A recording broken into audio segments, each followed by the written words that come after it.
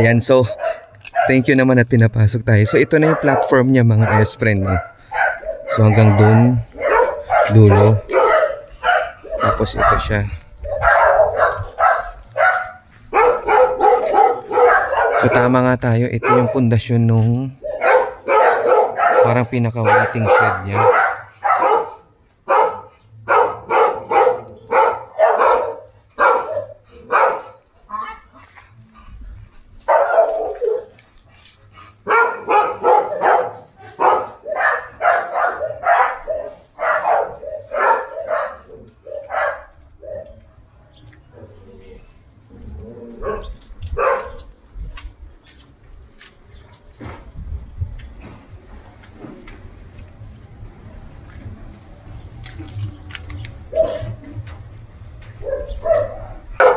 Tapos dun sa bintana may ano, MRR.